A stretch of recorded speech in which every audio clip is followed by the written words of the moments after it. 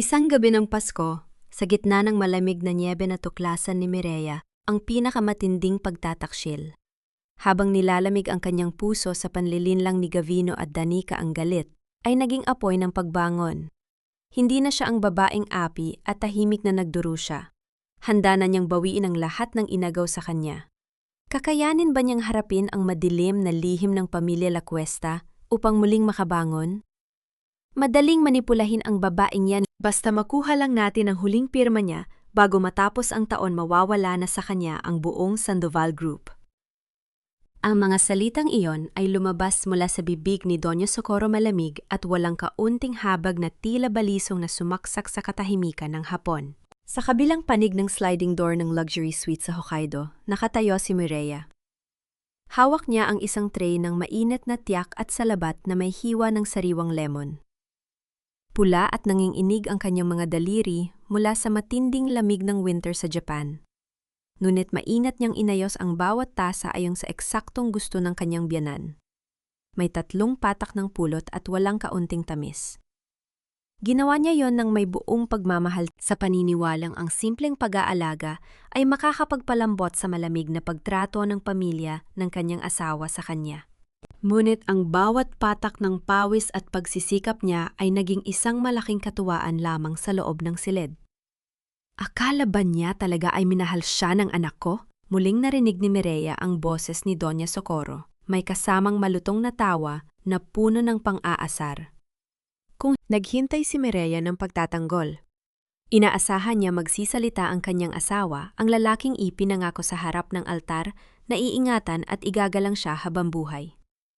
Ngunit ang narinig lamang niya ay ang mahina at takot na boses ni Gavino.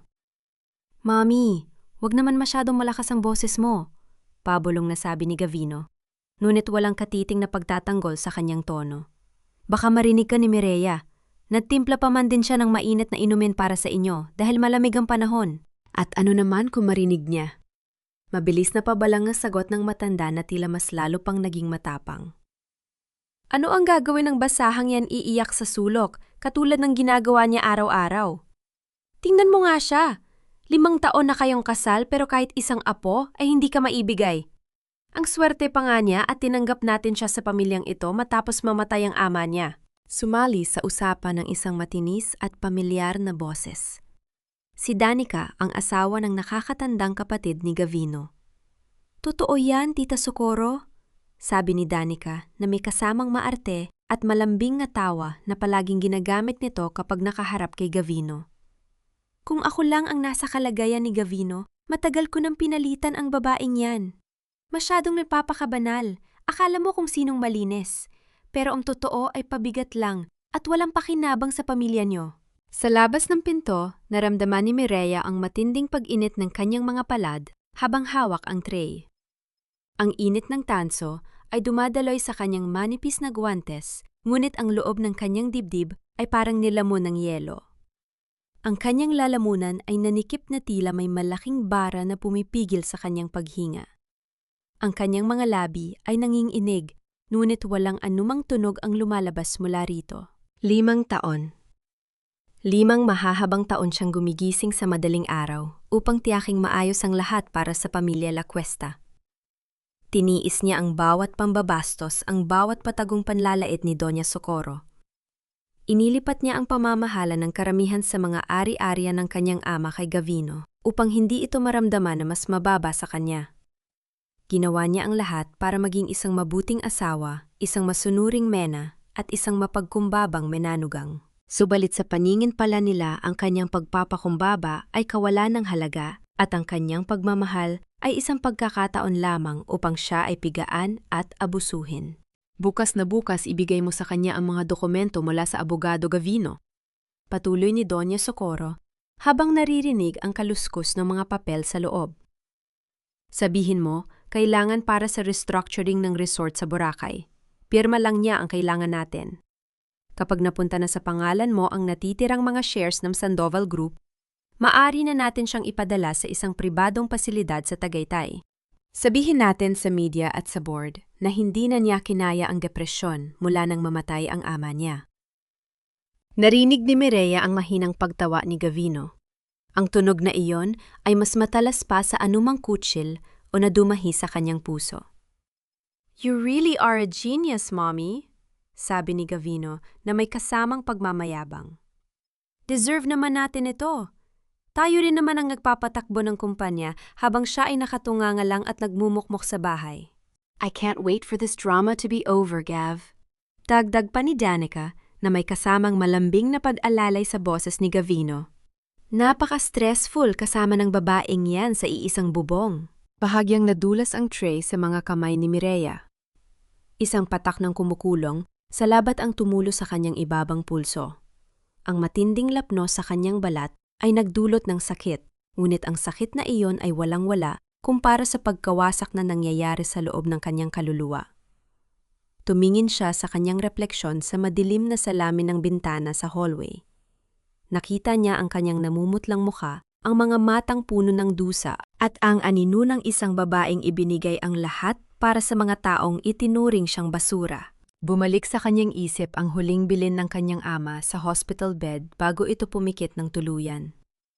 Sabi ng kanyang ama, ang pag-ibig ay ang pagbibigay ng proteksyon at tahanan.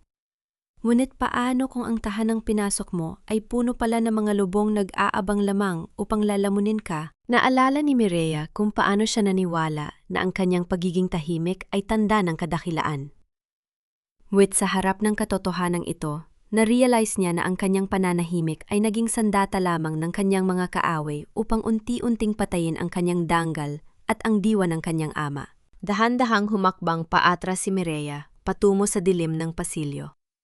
Inilapag niya ang tray ng mainit na inumin sa ibabaw ng isang maliit na mesa sa tabi ng dingding nang walang anumang nilikang ingay. Tumigil sa pagninig ang kanyang mga kamay. Ang mga luha na nag-ipay sa kanyang mga mata ay hindi tumulo. Sa halip ang mga ito ay natuyo at naging isang malamig matigas at matatag na pader sa loob ng kanyang dibdib. Tumingin siya sa nakasarang pinto ng suite kung saan naririnig pa rin ang tawanan ng mga taong nagtaksil sa kanyang pagtitiwala. Hanggang kailan ako magiging tupa sa gitna ng mga lubong ito? Kung ang pag-ibig na ibinigay ko ng buong puso ay sinuklian nila ng lason at panlilin lang, nararapat pa bang manatili ako mabait sa harap ng mga taong gustong pumatay sa akin? Ang katahimikan sa loob ng luxury suite ay mas mabigat at mas malamig pa kaysa sa temperaturang bumabagsak sa labas ng gusali. Nakaupo si Mireya sa gilid ng malaking kama sa kanyang madilim na silid. Ang kanyang mga daliri ay nakapatong sa malamig na bakanting espasyo sa kanyang tabiang bahagi ng kama kung saan dapat ay natutulog si Gavino. Walang tao ron. Ang unan ay malamig at walang bakas na nahigaan man lang ang kanyang asawa sa buong gabi. Dahan-dahan siyang tumayo. Ang kanyang katawan ay tila walang naramdamang pagod, ngunit ang kanyang isip ay napakatalas at napakatahimik. Isang mahinang siwang na malamig na hangin ang pumasok mula sa pasilyo na nagdala ng napakagagaan ngunit pamilyar na amoy ng pabango, ang amoy ng lavender at mamahaling bulaklak na palaging ginagamit ni Danica. Pinalakad ni Mireya ang kanyang mga paa nang walang anumang nililikhang inga ay patungo sa dulo ng pasilyo kung saan nakatayo ang malaking glass terrace na nakatutok sa snow-covered garden ng resort.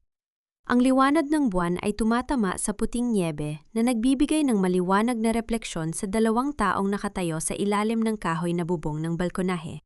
Nakatayo rin si Gavino. Ang kanyang dalawang braso ay nakalupot ng mahigpit sa baywang ni Danica. Inilalapit niya ang babae sa kanyang dibdib upang protektahan ito mula sa mabilis at malamig na hangin gamit ang kanyang wool coat, ang mismong coat na maingat na inihanda at pinaplansa ni Mireya bago sila umalis ng Maynila. "Malamig ba, sweetheart?" Pabulong na tanong ni Gavino. Ang kanyang boses ay puno ng matinding lambing at pag-aalala, isang boses na kailanman ay hindi narinig ni Mireya sa loob ng 5 taon ng kanilang pagsasama bilang mag-asawa.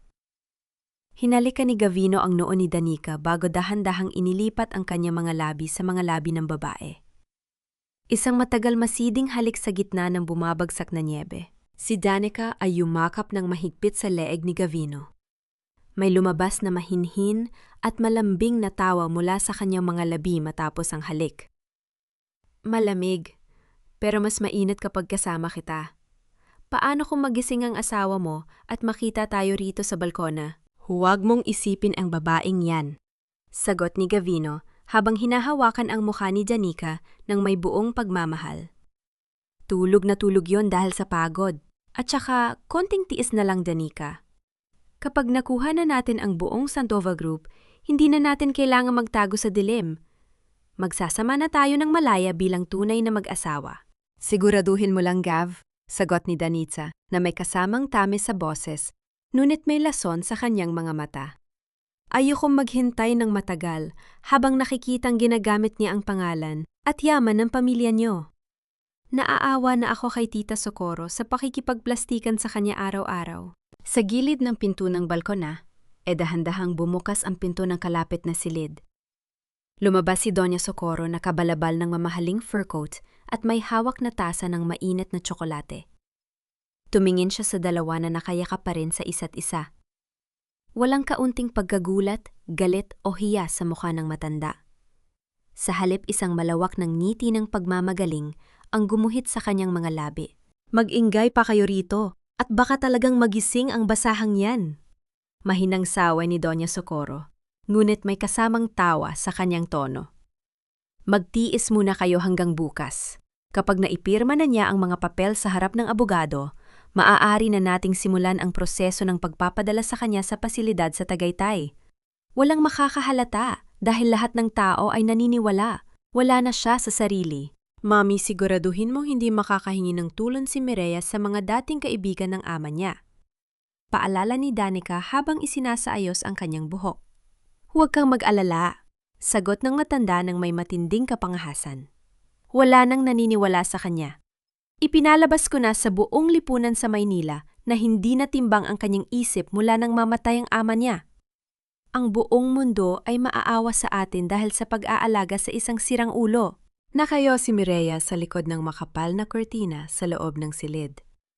Ang kanyang puso na dati ay puno ng pag-asa, pagpapakumbaba at kagustuhang magkaroon ng pamilya, ay tuluyan ng nadurog at naging abo. Wala nang natirang luha sa kanyang mga mata. Ang bawat salitang narinig niya, ang bawat halik na nakita niya sa gitna ng niebe, ay naging lason na naglinis sa lahat ng kanyang pag-aalinlangan. Ito ang pamilyang ipinaglaban niya. Ito ang lalaking ibinigay niya ang kanyang kabataan, ang kanyang yaman, at ang kanyang danggal. Isang malamig na ngiti ang dahan-dahang gumuhit sa mga labi ni Mireya. Ang kanyang mga kamay na dating nanginginig sa takot at sakit ay naging matatag katulad ng bakal. Naramdaman niya ang malamig na hangin mula sa siwang ng pinto, ngunit sa loob ng kanyang dibdib, isang matinding apoy ng pagbangon ang nagsimulang magningas. Dahan-dahan niyang itinaas ang kanyang kamay patungo sa metal na trangka ng pintong salamin. Sa isang mabilis, tahimik at matatag na galaw, itinulak niya ang heavy brass lock ng pinto mula sa loob. Narinig ang isang malinaw at matigas na tulog ng bakal na naglapat sa pintuan na agad na pumuto sa malamig na hangin at nagkulong sa tatlo sa labas ng balkona at sa gitna ng bumabagsak na niebe. Nagulat sina Gavino, Danica at Tonyo Socorro. Mabilis na lumingon si Gavino at patakbong lumapit sa pintong salamin. Hinawakan niya ang hawakan, nuwit hindi na ito gumagalaw. Nakita niya si Mireya na nakatayo sa kabila ng salamin, nakatingin sa kanila ng diretsyo, walang luha, walang galit, kun isang malamig at nakakapangilabot na ngiti. Mireya, pagbuksan mo kami, sigaw ni Gavino habang kumukumpas ang kanyang kamay at kumakalampag ang salamin. Mireya, anong ginagawa mo? Buksan mo ito malamig. Dito? Hindi gumagalaw si Mireya. Nanatili siyang nakatayo habang pinagmamastan ang mabilis na pagbabago ng muka ng kanyang asawa mula sa pagkagulat patungo sa matinding takot. Nakita rin niya si Doña Socorro na nagsimulang manginig sa matinding lamig at si Danica na balisa na nakatingin sa kanya. Kinuha ni Mireya ang kanyang telepono mula sa bulsa ng kanyang coat. Pindot niya ang numero ng front desk at ng security management ng luxury resort. Inilagay niya ang telepono sa kanyang tainga at nagsalita sa isang kalmado, ngunit makapangyarihang boses sa wikang Ingles. Hello, front desk! Gusto ko mag-report ng 2 taong illegal na pumasok at gumagawa ng kahiyahiyang gawain sa balkona, in ang aming private suite. Pakipadala ang buong security team at ang hotel manager agad-agad. Ibinaba ni Mireya ang telepono at muling tumingin sa 3 taong nakatayo sa labas habang ang nyebe ay mabilis na nag-iipon sa kanilang mga balikat at buhok. Sa labas ng balkona, ang temperatura ay patuloy na bumabagsak ng mabilis. Ang hangin mula sa kabundukan ng Hokkaido ay nagdadala ng maninipis na kristal ng yelo na tumatama sa balat ni Gavino, Danica at Doña Socorro. Ang mga palad ni Gavino ay nagsimulang mamula at manhid habang paulit-ulit niyang itinutulak at hinahampas ang makapal na salamin ng pinto. Ang kanyang mga sigaw ay naging pumuputol-putol at pabalik-balik na tunog lamang na hindi halos tumatagos sa insulating glass ng luxury suite. Si Danica ay nangangatog na ng husto sa kanyang manipis na silken nightgown. Nakayakap siya ng mahigpit sa braso ni Gavino, habang si Doña Socorro naman ay namumula ang muka sa matinding galit at pagkapahiya. Ang matanda na palaging nagmamagaling at may mataas na lipad sa lipunan ng Maynila ay mukhang basang sisiw na nanginginig sa gitna ng unos. Ilang hakbang lamang ang layo mula sa kanila sa loob ng mainit at komportableng silid na katayo si Mireya. Kumuha siya ng isang baso ng mainit na tubig mula sa counter at dahan-dahang uminom. Tiningnan niya ang 3 tao sa labas, hindi sa paraan ng isang taong puno ng galit o pagnanais na makagante, kundi sa paraan ng isang taong nakatitingin sa mga strangers na wala ng anumang halaga sa kanyang buhay. Ang matunog at paulit-ulit na bell sa pinto ng suite ay nag-echo sa malawak na foyer. Dumating ang hotel duty manager kasama ang 3 matatangkad na security officer at 2 housekeeper. Mabilis ngunit maingat na inayos ni Mireya ang kanyang sarili bago binuksan ang pangunahing pinto ng silid. "Good evening, Ma'am Sandoval." Magalang na bati ng Japanese hotel manager na may kasamang mababang pagyuko. "Nakatanggap kami ng inyong tawag tungkol sa seguridad sa inyong suite." "Salamat sa mabilis ninyong pagdating," mahinahon at malino na sagot ni Mireya sa wikang Ingles. "May mga tao sa pribadong balkonahe na gumagawa ng hindi angkop na kilos at nanggugulo sa aking kapayapaan sa gitna ng gabi. Nakalak ang pinto mula sa loob para sa aking kaligtasan." Mabilis na lumapit ang security team sa glass terrace. Gamit ang master key at panloob na mekanismo, binuksan ng opisyal ang pinto. Agad na pumasok si Doña Socorro, nagmamadali at nangangatog ang mga ngipin sa matinding lamig. Ang kanyang itinuturo ay ang nanginginig niyang daliri ng diretso sa mukha ni Mireya. "Mabaliw na ang babaeng ito," sigaw ni Doña Socorro sa wikang Tagalog. Walang pakialam kung naiintindihan siya ng mga banyagang tauhan ng hotel. "Sinadya niyang ikulong kami sa labas, sa gitna ng nyebe, manager. Tawagan niyo ang pulis. Ipagbigay alam niyo sa konsulado na hindi natimbang ang pag-iisip ng mananugang ko." Si Gavino ay pumasok din habang hawak ang nangangatog na si Danica. Sinubukan niyang ayusin ang kanyang tayo upang magmukhang may kontrol pa rin sa sitwasyon sa harap ng mga tauhan ng hotel. "Manager, please excuse my mother," pilit na umiti si Gavino habang nanginginig ang boses. "My wife is currently undergoing a severe emotional breakdown due to stress. She misunderstood a simple, innocent family conversation on the balcony." Tumingin ang hotel manager kay Mireya pagkatapos ay tumingin kay Gavino at Danica na nakakapit pa rin sa braso nito. Ang manager ay isang profesional na Hapon na may mataas na paggalang sa etiquette at katotohanan. "Sir?" Malamig na pahayag ng hotel manager sa Ingles. "Nakikita sa aming security camera sa kabilang hallway ang buong pangyayari bago isinara ang pinto. Bago po namin kayo tuluyang tulungan, kailangan naming ipaalala na ang anumang hindi angkop na aksyon sa loob ng aming pasilidad ay nakatala sa aming opisyal na logbook." Natahimik si Gavino. Ang kanyang mukha ay namutla sa matinding pagkapahiya. Lalong nagalit si Doña Socorro. Umarap siya kay Mireya at ginamit ang kanyang huling sandata, ang moral gaslighting na palagi niyang ginagamit sa loob ng 5 taon. "Walang iyak ka, Mireya?" Sigaw ng matanda na may kasamang palilisik na mga mata. "Pagkatapos ng lahat ng ginawa ng pamilya namin para sa'yo, pagkatapos ka naming tanggapin at alagaan nung mamatay ang ama mo, ganyan ang isusukli mo sa amin. Utang mo sa pamilya Lacuesta ang buhay mo, at ang pangalan mo ngayon." Lumapit si Mireya ng ilang hakbang kay Doña Socorro. Ang kanyang tayo ay tuwid, ang kanyang tingin ay matatag, at ang kanyang boses kapag nagsalita ay isang mahina. Ngunit napakatalas na bulong na nakapokus lamang sa matanda. Ang utang na loob na sinasabi niyo, pabulong na sabi ni Mireya sa wikang Tagalog, ay nabayaran ko na ng higit sa sapat sa pamamagitan ng 5 taong pagiging alipin sa inyong pamilya. Ngunit ang pagnanahaw niyo sa diwa ng ama ko at ang pagtataksil ng inyong anak sisiguraduhin kong sisinilin ko yon hanggang sa huling sentimo. Nanigas si Doña Socorro sa kanyang tayuan. Ang matanda na palaging may huling salita sa bawat usapan ay tila nawala ng boses sa harap ng malamig na katatagan ng babaeng dating niyang pinalalait. Tinalikuran sila ni Mireya.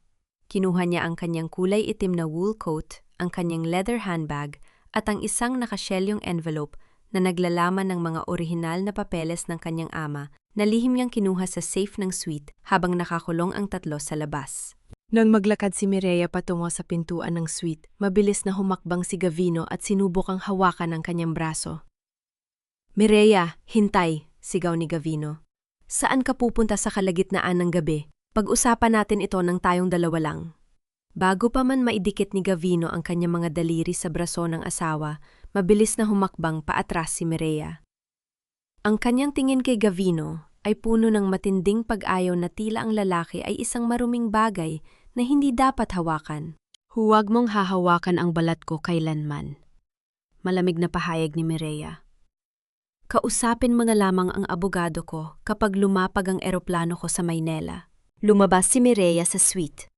Ang tunog ng kanyang mga heels sa malambot na karpet ng pasilyo ay mabilis at maayos na nag-iiwan ng isang malinaw na mensahe.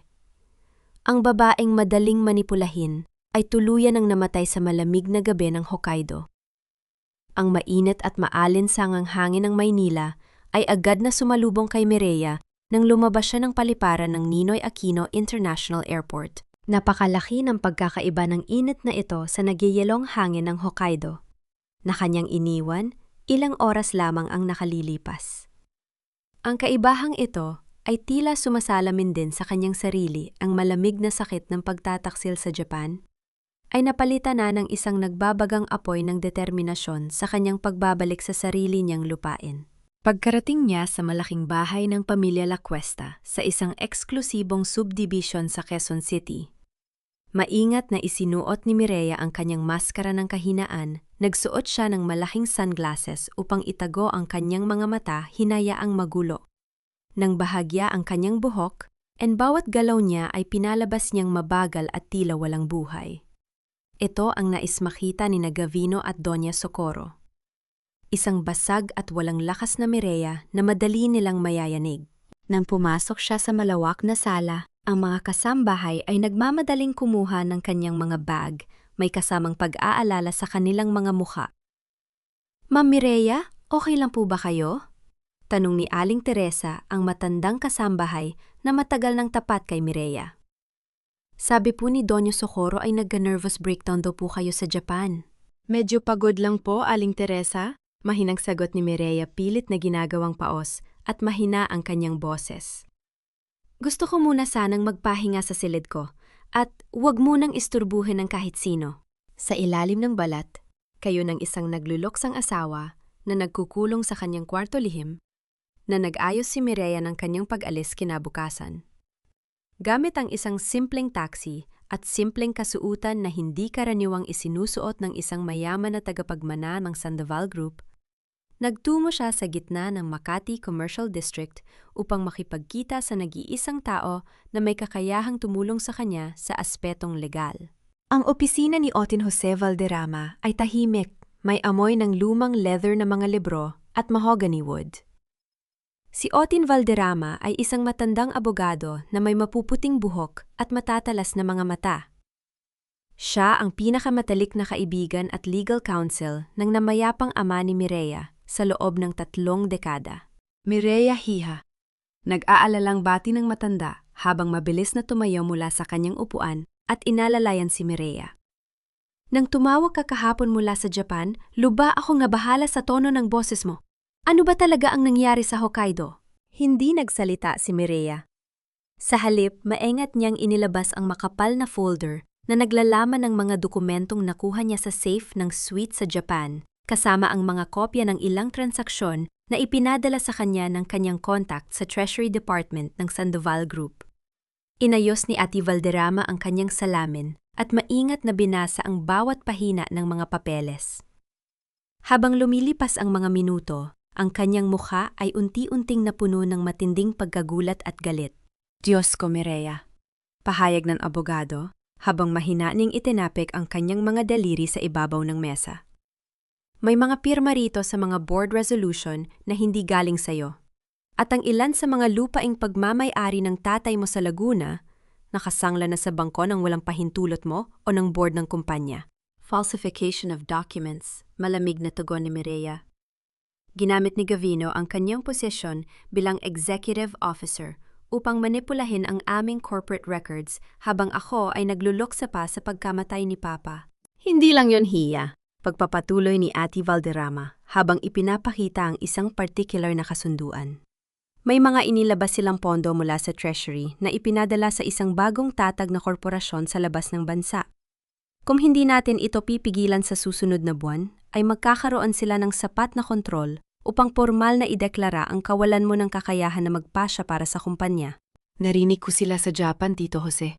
Matatag na sabi ni Mireya. May kasamang matalas na sulyap sa mga mata ng abogado. Gusto nilang gamitin ang huling pirma ko para sa restructuring ng Boracay Project. Pagkatapos ay ipapadala nila ako sa isang pasilidad sa Tagaytay. Gusto nilang maging ganap ang kanilang paghawak sa Sandoval Group habang ako ay nakakulong sa isang silid. Humanga si Ate Valderrama sa katatagan ng anak ng kanyang matalik na kaibigan. Walang bakas ng pag-iyak o pagpapanik kay Mireya.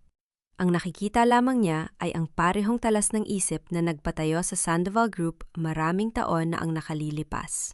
Kailangan nating maging matalino, Mireya. Payo ng abogado habang seryosong nakatitig sa kanya. Huwag mong ipakita sa kanila na alam mo na ang kanilang mga ginagawa. Hayaan mong isipin ni Gavino at ng kanyang ina na sila pa rin ang may kontrol sa sitwasyon. Ipagpatuloy mo ang pagpapanggap na mahina ka hanggang sa maihanda ko ang lahat ng mga kontrademanda at forensic audit reports. Let them walk straight into our trap. Tumango si Mireya habang dahan-dahang isinusuot muli ang kanyang sunglasses. Gagawin ko ang lahat ng kailangan, Tito Jose.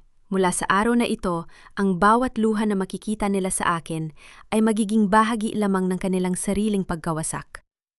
Ang luntiang burol ng Antipolo ay nagbigay ng pansamantalang kapayapaan kay Mireya mula sa nakasasakal na ingay at gulo ng Maynila. Sa dulo ng isang makipot at tahimik na daan, nakatayo ang simpleng bahay na gawa sa kahoy at bato ni Lola Amalia. Si Lola Amalia, ang matagal ng kasambahay at yaya na nag-aruga kay Mireya mula noong siya ay bata pa, ay nag-iisang tao na itinuring niyang pangalawang ina matapos pumanaw ang kanyang sariling magulang. Pagkabukas ng pinto, hindi na kailangan ni Mireya na magpaliwanag. Isang tingin pa lamang ni Lola Amalia sa mga mata ng dalaga ay sapat na upang maramdaman ng matanda ang nakatagong bigat na dinadala ng kanyang pinalaking anak. Mireya, aking anak, mahinang sambit ni Lola Amalia habang mabilis na binuksan ang kanyang mga braso. Napakaputla mo. Halika, pumasok ka muna sa loob. Ipinaghanda ni Lola Amalia si Mireya ng isang mainit na mangkok ng syokolat, ang tsampurado sa kanilang maliit at malinis na kusina. Ang amoy ng katutubong tablea na dahan-dahang natutunaw sa kumukulong malagkit na bigas ay agad na nagdala kay Mireya sa kanyang kabataan sa mga panahong buhay pa ang kanyang ama na si Don Eduardo, kung saan ang bawat umaga ay puno ng seguridad, tunay na pagmamahal, and walang takot sa hinaharap. Kumain ka muna, anak? Malambing na sabi ng matanda habang dahan-dahang naglagay ng gatas sa ibabaw ng tsampurado. Alam kong may mabigat na nangyari sa Japan? Nakikita ko sa iyong mga mata ang seryosong desisyon na igong ginagawa. Lola? Mahinang tugon ni Mireya habang tinititigan ang usok na lumalabas mula sa mangkok. Ang pamilyang pinagkatiwalaan ko, si Gavino at ang kanyang ina, ginamit lang nila ako. Gusto nilang kunin ang lahat ng iniwan ni Papa at pagkatapos ay itapon ako na parang basurang walang halaga. Hindi nagpakita ng pagkagulat si Lola Amalia. Sa halip isang malalim na buntong, Hininga ang pinakawala niya bago tumayo at nagtungo sa kanyang silid. Pagbalik niya, hawak ng matanda ang isang katamtamang laki ng kahoy na kahon na may mga ukit ng bulaklak at may maliit na tansong susi. Ipinagkatiwala ito sa akin ng iyong ama si Don Eduardo ilang linggo bago siya tuluyang dinala sa ospital. Bulong ni Lola Amalia habang inilalagay ang kahon sa harap ni Mireya. Sabi niya sa akin, Amalia, ibigay mo lamang ang kahon na ito kapag naramdaman mo nang siya ay nasa gitna ng matinding dilim at tila wala nang malalapitan. Sa tingin ko, ito na ang tamang panahon, anak. Maingat na kinuha ni Mireya ang tansong susi at binuksan ang kahon. Sa loob nito ay nakalagay ang isang leather-bound journal ng kanyang ama at ang orihinal na kopya ng totoong huling habilin at testamento nito na hindi dumaan sa mga kamay ni Gavino. Binuksan ni Mireya ang journal at nakita ang sulat kamay ng kanyang ama. Ang bawat salita ay tila isang mainit na haplos sa kanyang sugatang puso para sa aking nag-iisang anak si Mireya. Kung binabasa mo ito ngayon, ibig sabihin ay wala na ako sa tabi mo. Alam kong pinili mong pakasalan si Gavino dahil gusto mong magkaroon ng pamilya ang bubuo sa iyong pangungulila. Ngunit bago pa man ako pumanaw, nakita ko na ang labis na kasakiman sa mga mata ng pamilya Lacuesta. Huwag kang matatakot, anak. Ang Sandoval Group ay itinayo ko para sa'yo. May inihanda akong trust fund at mga dokumento na hindi nila maaaring hawakan nang walang personal at kusang loob mong pirma sa harap ng aking pinagkakatiwalaang abogado. Mas malakas ka kaysa sa inaakala mo, Mireya. Huwag mong hahayaang kunin nila ang iyong danggal nang mabasa ang mga salitang iyon ng kanyang ama. Ang matatag at malamig na pader na itinayo ni Mireya sa kanyang sarili mula pa sa Japan ay biglang gumuho. Ang matinding sakit, ang galit, ang pagkabigo sa loob ng 5 taong walang pag-ibig na kasal, at ang pangungulila sa kanyang ama ay sabay-sabay na lumabas. Napaluhod si Mireya sa tabi ng upuan ni Lola Amalia. Iniyuko ang kanyang ulo sa kandungan ng matanda at umiyak ng buong lakas. Ang kanyang mga balikat ay nanginginig sa bawat hagulgol habang ang mga kamay niya ay nakakapit ng mahigpit sa palda ng kanyang yaya. Dahan-dahang hinaplos ni Lola Amalia ang buhok ni Mireya habang may mga luha rin na pumapatak sa kanyang sariling mga pismi. Umiyak ka lang, aking anak. Bulong ng matanda sa wikang Tagalog, puno ng pagmamahal at pag-asa. Ilabas mo ang lahat ng sakit na iyong pinagdaanan. Ngunit pagkatapos mong umiyak, tumayo ka ng may katatagan. Tandaan mo na ikaw ang anak ni Don Eduardo Sandoval. Walang sinumang Lacuesta ang may karapatang umapak sa iyong pagkatao. Sa maliit na kusinang yon, sa ilalim ng mainit na yakap ni Lola Amalia, ang pag-iyak ni Mireya ay hindi naging tanda ng kahinaan. Ito ang naging simula ng kanyang paglaya, ang paghuhugas ng lahat ng dumi ng nakaraan upang ihanda ang kanyang sarili sa pagbawi ng kanyang buong kaharian. Pagkababa pa lamang ni Mireya sa kanyang sasakyan, ay naramdaman na niya ang bigat ng hangin sa loob ng mansyon ng mga Lacuesta. Bagamat maayos niyang naibalik ang kanyang maskara ng isang mahina at malungkot na asawa, ang bawat hakbang niya patungo sa kanyang silid ay puno ng pag-iingat. Nang marating niya ang tapat ng kanyang silid, napansin niyang bahagyang nakabukas ang pinto nito. Isang mahinang kaluskos ng mga lito at kahon ng alahas ang narinig niya mula sa loob. Dahan-dahang humakbang si Mireya at sumilip sa siwang. Nakita niya si Doña Socorro na nakatayo sa harap ng kanyang vanity dresser. Ang matanda ay mabilis na naghahalongkat sa kanyang jewelry box. Sa mga kulubot na daliri nito ay hawak nito ang isang antigong singsing na gawa sa purong ginto na may malaking pulang brilyant sa gitna. Ang paboritong signet ring ng kanyang namayapang ama na si Don Eduardo. Napakaganda talaga ng ginto na ito.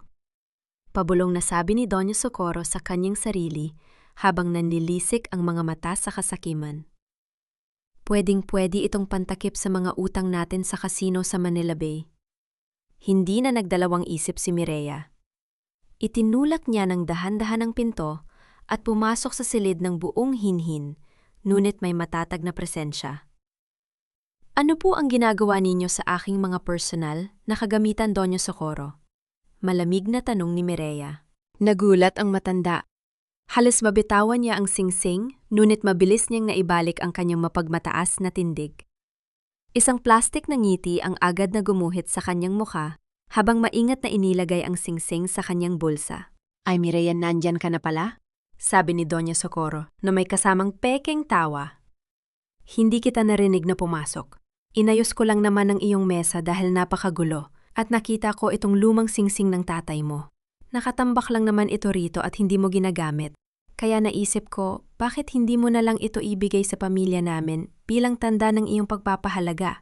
Singsing po iyan ni Papa, sagot ni Mireya, habang diretso ang tingin sa mga mata ng biyanan. Wala pong sinuman sa bahay na ito ang may karapatang humawak o kumuha niyan kundi ako. Nang marinig ang matatag na sagot ni Mireya, biglang nagbago ang mukha ng matanda. Ang plastik na ngiti ay napalitan ng isang mapang-aping sulyap. Humakbang siya palapit kay Mireya at itinuro ang kanyang daliri. Aba, ganyan ka na ba talaga ka? Bastos na yan sa biyanan mo, Mireya. Bulyaw ni Doña Socorro habang ginagamit ang kanyang pamilyar na paraan ng manipulasyon. Nakakalimutan mo na ba ang utang na loob mo sa amin nung mamatay ang tatay mo? Sino ang nagpatuloy sa iyo sa bahay na ito? Sino ang nag-alaga sa iyo sa gitna ng iyong depresyon? Isang singsing lang ipagkakait mo pa sa pamilya ang nagbigay sa iyo ng proteksyon at pangalan. Napakawalang puso mo. Sa sandaling yon, pumasok si Danica sa silid, may hawak na baso ng juice at may nakakaasar na ng iti sa kanyang mga labi. True, Tita Socorro, sabat ni Danica habang nakasandal sa gilid ng cabinet. Parang wala namang utang na loob si Mireya. Napaka-selfish. At saka para saan pa ang singsing na yan, Mireya? Hindi mo naman yan maipapasa sa sarili mong anak dahil bao ka naman. Mas mabuti pang mapakinabangan ng pamilyang bumubuhay sa'yo ngayon. Naramdaman ni Mireya ang matinding insulto. Ngunit hindi niya hinayaang maapektuhan ang kanyang isip. Sa halip, dahan-dahan niyang ipinasok ang kanyang kamay sa bulsa ng kanyang coat at pinindot ang record button sa kanyang telpon. Gusto niyo po bang ibigay ko ang singsing na ito bilang kabayaran sa sinasabi ninyong utang maloob? Tanong ni Mireya pilit na ginagawang mahina ang kanyang boses upang mas lalong maging kampate ang mga kaaway. Siyempre. Mabilis na sagot ni Doña Socorro, tila nakakita ng pagkakataon na tuluyang makuha ang alahas. Dapat lang ibigay mo ito sa akin na yan din at sasabihin ko kay Gavino na mabuti kang asawa. Kung hindi, huwag kang magreklamo kung tuluyan ka niyang iwanan at itapon sa kung saan. Tumingin si Mireya kay Danica na may kasamang mapang-aping na iti. At ikaw naman, Danica, masaya ka ba na nakikialam sa mga gamit na may gamit? I'm just stating the facts, Mireya. Sagot ni Danica ng may kasamang pag-irap. Wala kang silbi sa pamilyang ito kung magiging madamot ka. Tumitig si Mireya sa kanilang dalawa. Ang kanyang mga mata ay parang 2 piraso ng yelo na walang katiting na takot. Hinugot niya ang kanyang kamay mula sa bulsa tuwid na tumayo at nagsalita sa isang boses na puno ng otoridad na kailanman ay hindi pa nila naririnig mula sa kanya. Doña Socorro, Danica, lumabas kayo sa silid ko. Na yon din. Natahimik ang dalawa. Nagulat sila sa biglang pagbabago ng aura ni Mireya. Ang mahina at madaling saktan na babae ay tila naglaho at ang nakatayo sa harap nila ngayon ay ang tunay na may-ari ng mansyon. Aba, pinapalayas mo kami sa sarili namin bahay? Sigaw ni Doña Socorro, bagamat bakas ang kaba sa kanyang boses. Ang lakas ng loob mo, Susumbong kita kay Gavino. Sisiguraduhin ko malalaman niya kung gaano kabastos ang asawa niya. Gawin niyo ang gusto niyo? Malamig na sagot ni Mireya. Ngunit bago kayo magsumbong, siguraduhin ninyong hawak ninyo pa ang singsing na yan.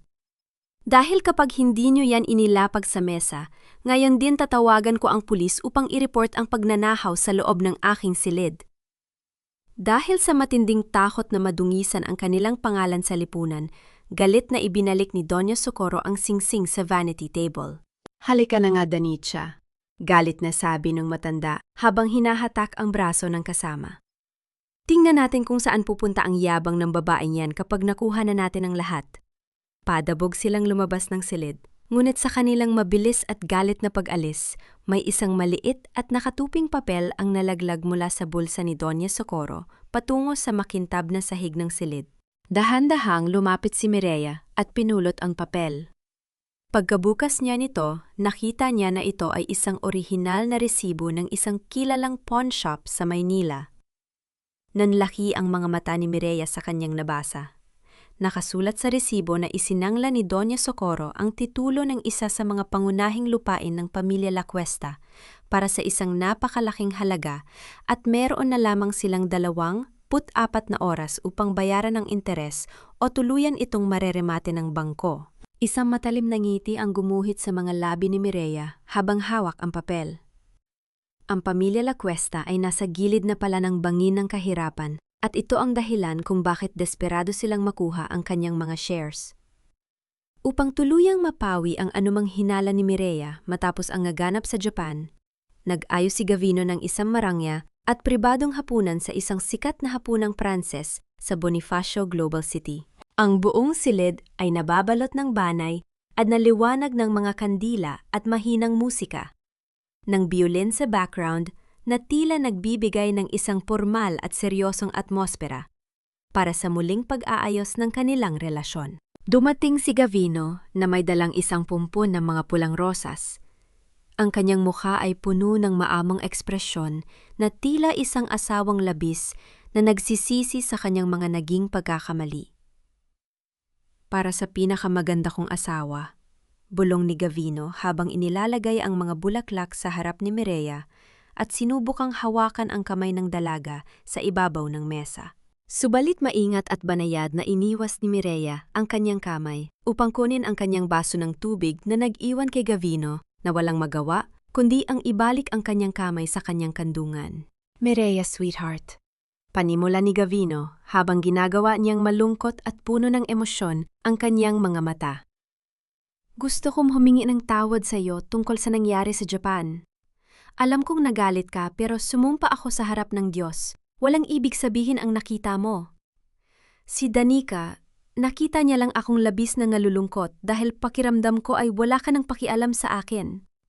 Palagi kang abala sa pag-aayos ng mga dokumento ni Papa Eduardo. And kailaman ay hindi ko na naramdaman ang init ng pagmamahal mo bilang asawa. Mahina ako, sweetheart. Nagpadala ako sa lungkot, pero ikaw lang ang totoong mahal ko. Ito ang klasikong paraan ng manipulasyon na palaging ginagamit ni Gavino sa nakalipas na mga taon. Palagi nitong ibinabaliktad ang sitwasyon upang palabasin na si Mireya ang may kasalanan sa kanyang sariling pagtataksil, na ang kanyang kawalan ng oras ang dahilan kung bakit ito naghahanap ng iba. Tahimik na nakikinig si Mireya. Sa loob ng kanyang dibdib, nakaramdam siya ng matinding pagkasuklam sa kapangahasan ng lalaking nasa harap niya. Ngunit sa kanyang mukha, isang mahina at malungkot na ngiti ang dahan-dahang lumitaw. Ganyan pala ang nararamdaman mo, Gavino? Mahinang tanong ni Mireya, pilit na pinapalabas na naaapektuhan siya sa mga salita nito. Hindi ko alam na naging pabaya akong asawa sa iyo.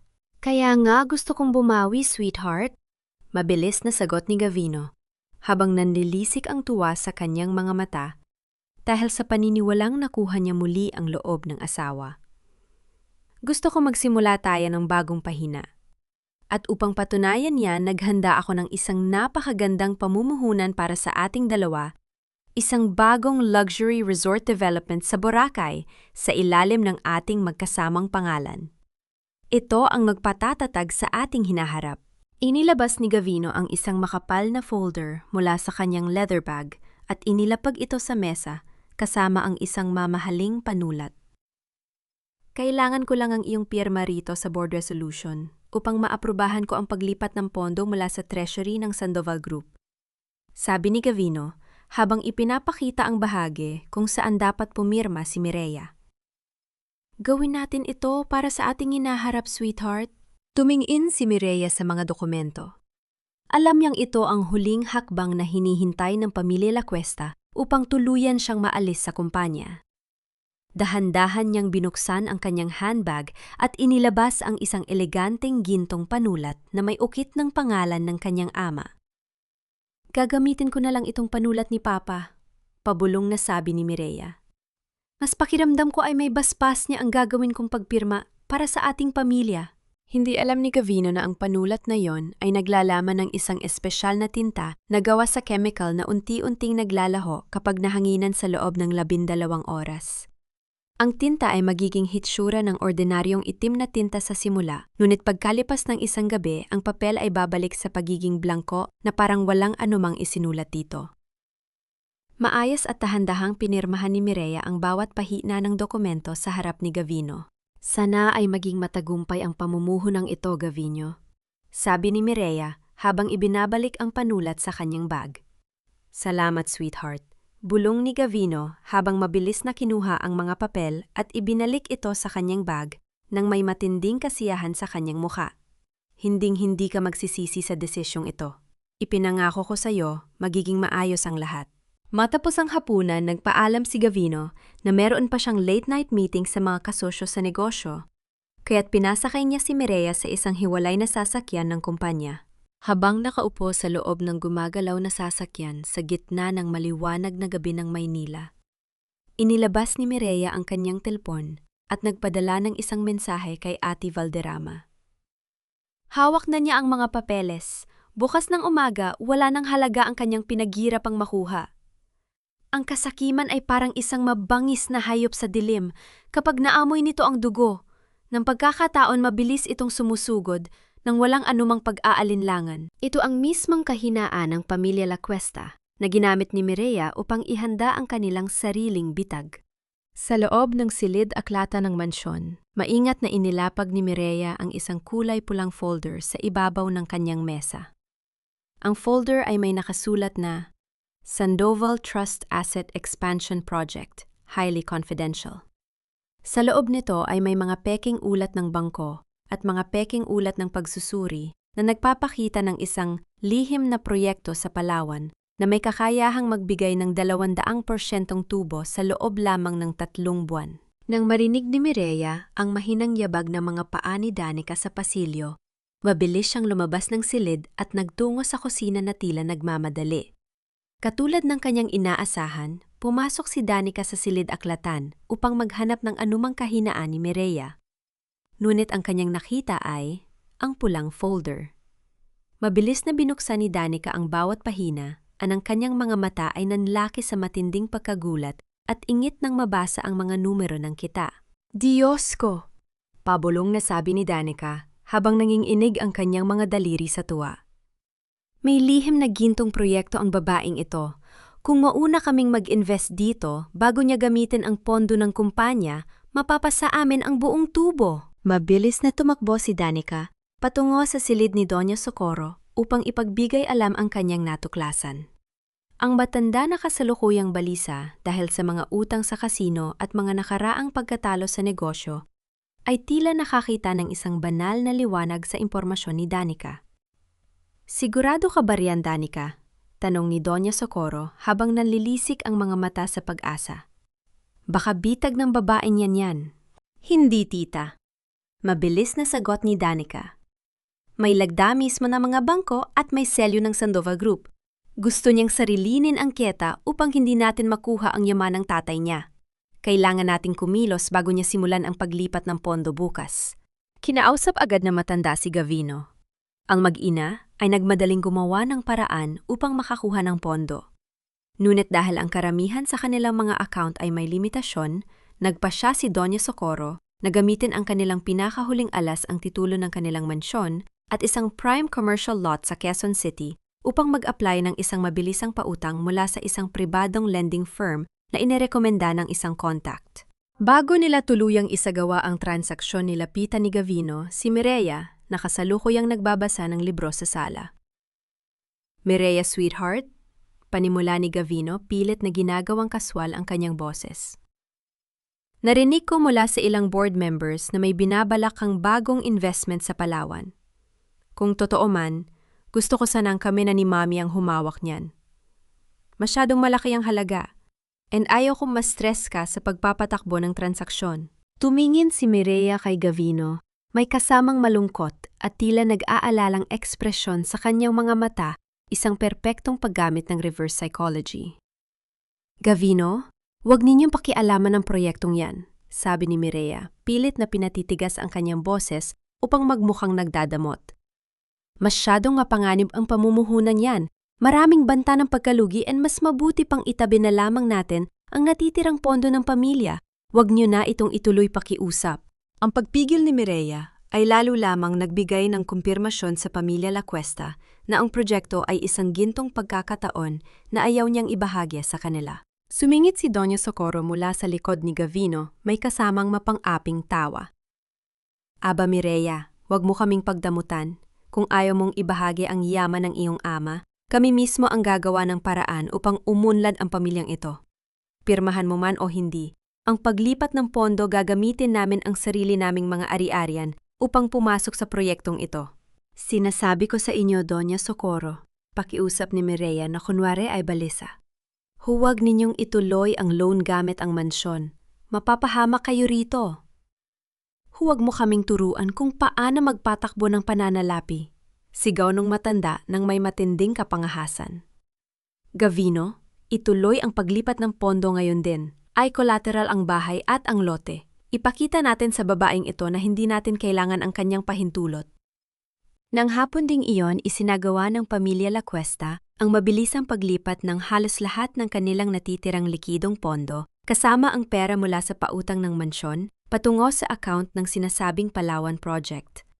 Makalipas ang ilang oras nakatayo si Mireya sa opisina ni Ate Valderrama sa Makati.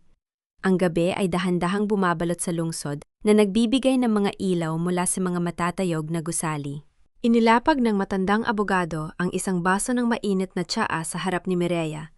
May kasamang ngiti ng tagumpay. Mireya, iha, panimula ni Ate Valderrama. Pumasok na ang kabuang pondo ng pamilya La Cuesta sa account ng Sandoval Hope Foundation Shell Corporation na ating inihanda. At ang titulo ng kanilang mansyon, hawak na ngayon ng pribadong lending firm na lihim nating kasosyo. Dahil sa non-withdrawal clause ng kontratang pinirmahan ni Socorro sa matinding pagmamadali, hindi na nila kailanman mababawi ang perang yon. Tumingin si Mireya sa malawak na skyline ng Maynila mula sa malaking bintana.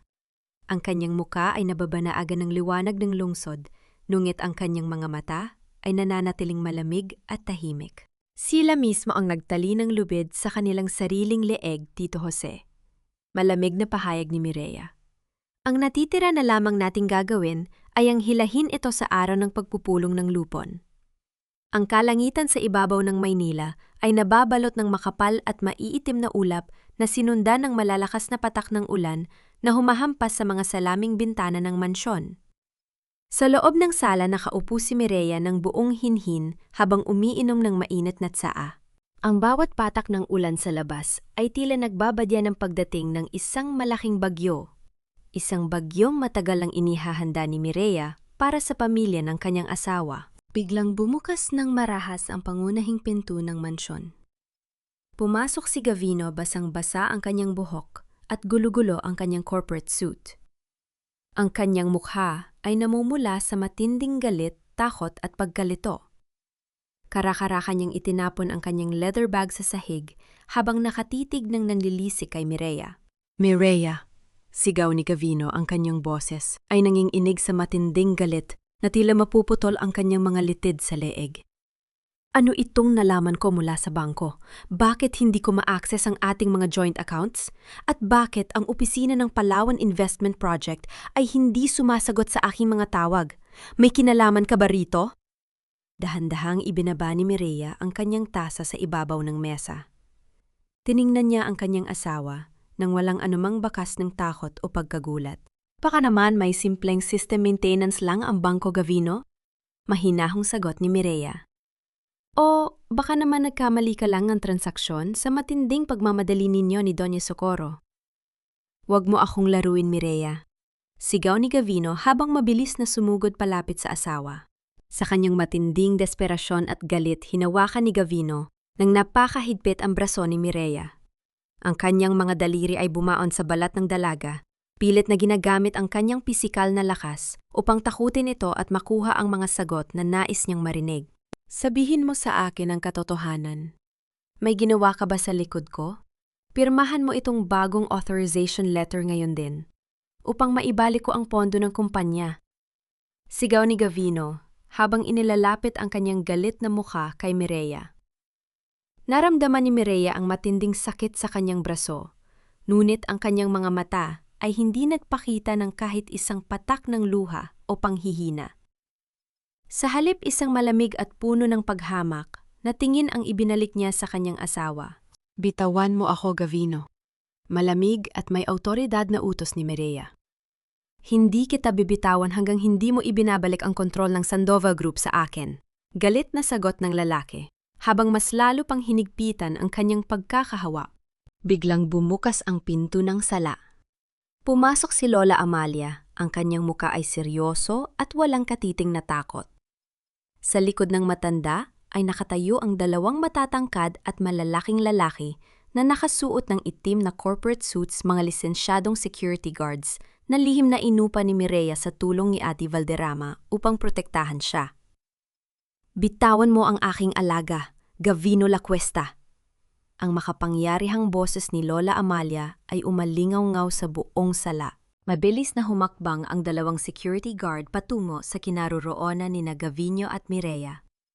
Sa isang propesyonal ngunit matatag na galaw, hinawakan ng isang bodyguard ang pulso ni Gavino at inihiwalay ito mula sa braso ni Mireya. "Sir, mangyaring lumayo kayo sa chairman," babala ng bodyguard sa isang mababa ngunit mapang-anib na tono ng boses. Nagulat si Gavino. Humakbang siya paatras habang hawak ang kanyang sariling kamay nakatitig sa mga hindi kilalang lalaki at kay Lola Amalia na mabilis na lumapit upang alalayan si Mireya. "Sino kayo upang pumasok sa bahay ko?" Sigaw ni Gavino bagamat bakas ang matinding kaba sa kanyang boses. "Mireya, anong ibig sabihin nito? Sino ang mga taong ito?" Inayos ni Mireya ang kanyang manggas at tiningnan ang namumulang marka ng mga daliri ni Gavino sa kanyang braso. Pagkatapos ay tumingin siya sa kanyang asawa, may kasamang malamig at nakatatakot na ngiti. "Hindi mo na ito bahay, Gavino?" Malamig na pahayag ni Mireya.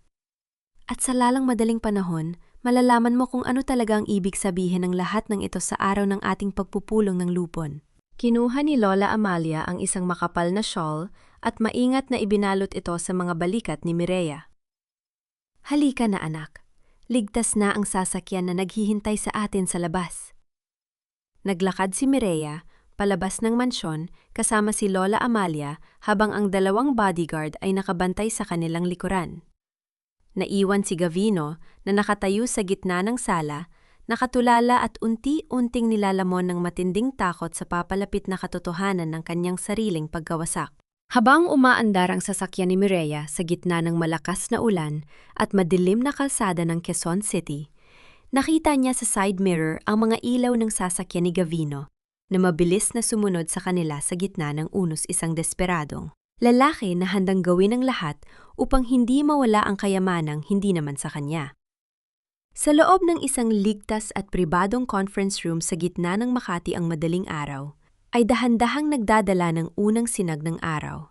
Sa ibabaw ng mahabang mesang gawa sa mahogany, nakalatag ang mga makakapal na folder, mga forensic audit report at mga authenticated financial statements na maingat na inihanda ng pinakagaling na pangkat ng mga legal at financial investigators sa bansa. Nakatayo si Ate Valderrama sa tabi ng isang audit expert habang sinusuri ang huling bahagi ng mga dokumento. "Ma'am Sandoval," pahayag ng leader ng forensic team habang iniaabot ang huling pahina ng ulat kay Mireya. "Kumpirmado na ang lahat. Merong mahigit 150 milyong piso na illegal fund transfers na isinagawa si Gavino La Cuesta sa nakalipas na 2 taon. Kasama rin dito ang mga peking board resolutions at ang iligal na pagsasangla ng 2 titulo ng lupa sa Laguna na isinagawa ni Doña Socorro La Cuesta." Ilang sandali pa pumasok ang isang courier na may dalang isang nakashelyong package mula sa bansang Japan. Mabilis na binuksan ni Ate Valderrama ang package at inilabas ang isang high-definition flash drive kasama ang isang opisyal na notarized affidavit mula sa pamunuan ng luxury resort sa Hokkaido. Isinalangila ang flash drive sa laptop. Sa malaking screen, lumitaw ang napakalinaw na video ng seguridad mula sa balkone ng hotel sa Japan. Kitang-kita ang intimate na pagkakaakap at paghahalikan ni Gavino at Danica sa gitna ng gabi kasama ang boses ni Doña Socorro na malinaw na nagpaplano laban sa kalusugan at ari-arya ni Mireya. Napangiti ng may matinding kapangyarihan si Ate Valderrama habang itinuturo ang screen. Handa na ang lahat, Mireya, iha? Ito ay isang airtight case, falsification of documents, embezzlement, and gross corporate misconduct. Kapag ipinresenta natin ang mga ito sa board meeting ngayong umaga, walang abogadong makakapagligtas sa kanila mula sa kulungan. Kumuha si Mireya ng malalim na hininga. Tumingin siya sa kanyang refleksyon sa malaking salamin ng silid. Inalis niya ang kanyang simpleng damit at isinuot ang isang napakagandang kulay pulang corporate power suit na ipinatahi pa ng kanyang namayapang ama para sa kanya noong siya ay magsimulang magtrabaho sa kumpanya. Ang kulay na iyon ay simbolo ng lakas, awtoridad at muling pagbangon ng pamilya Sandoval. Inayos ni Mireya ang lapel ng kanyang suit at isinuot ang gintong signet ring ng kanyang ama sa kanyang daliri. Ang kanyang muka ay tahimik, ang kanyang ayos ay tuwid at matatag at ang kanyang mga mata ay nagpapakita ng isang babaeng ganap nang nakawala sa kadena ng nakaraan. "Oras na, Tito Jose," mahinang sabi ni Mireya. Ngunit may kasamang matatag na determinasyon sa kanyang boses.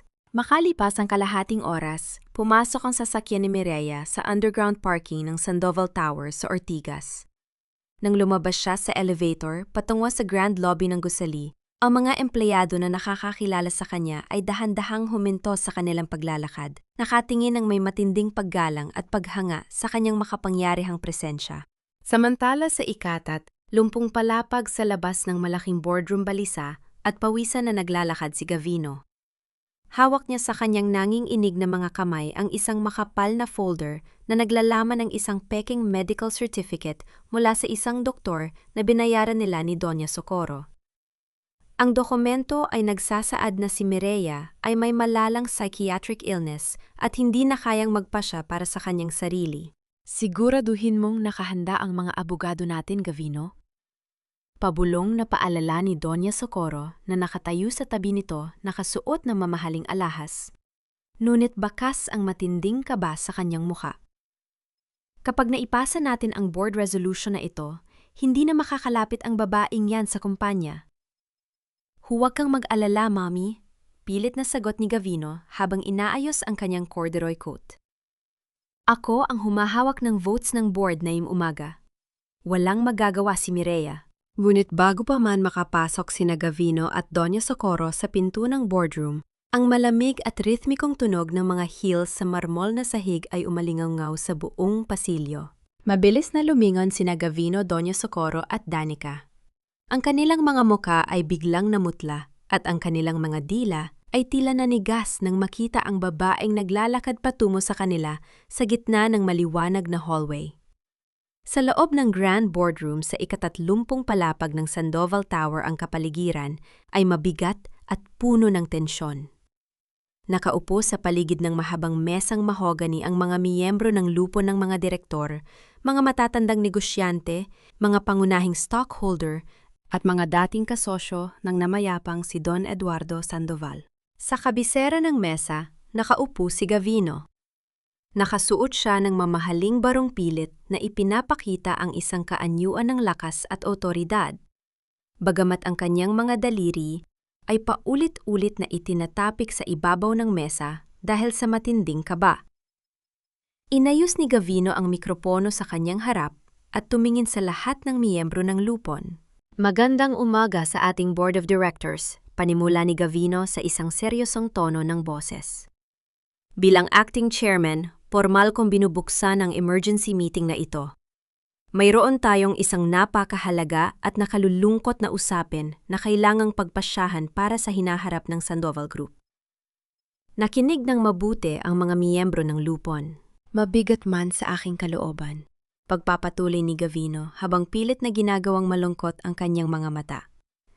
"Kailangan kong ipagbigay alam sa inyong lahat ng aking mahal na asawa, si Mireya Sandoval Cuesta ay kasalukuyang wala sa tamang pag-iisip upang gampanan ang kanyang tungkulin bilang chairman at CEO. Ang matinding depresyon mula nang mamatay ang kanyang ama na sinundan ng kanyang kamakailang nervous breakdown sa Japan ay nagdulot sa kanya ng malalang psychiatric instability.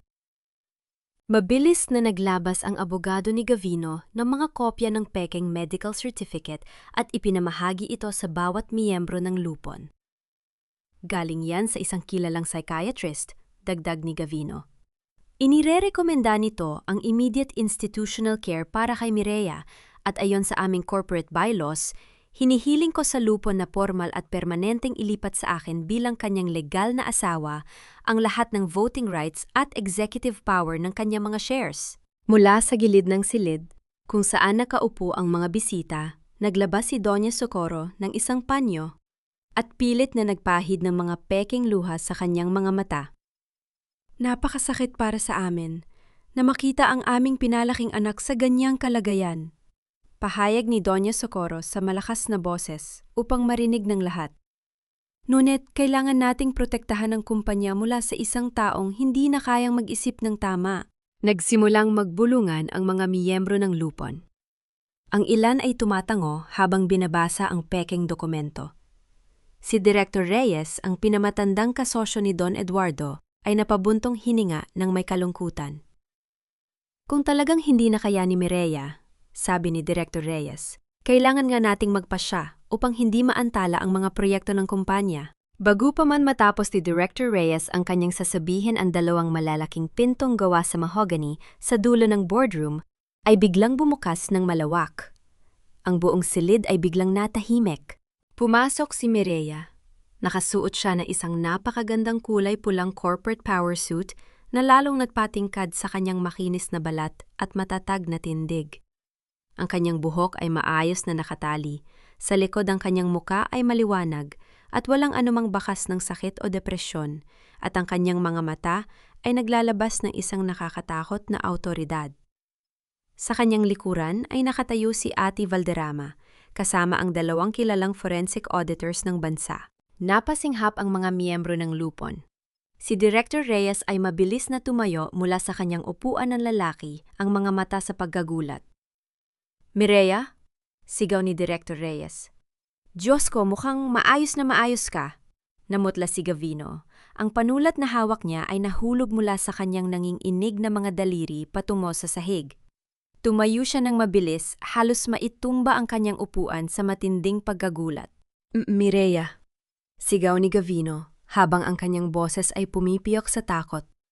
Anong ginagawa mo rito? Hindi ka pwedeng pumasok dito. Security! Security! Ilabas niyo ang asawa ko. Hindi siya timbang at nanggugulo siya sa pagpupulton.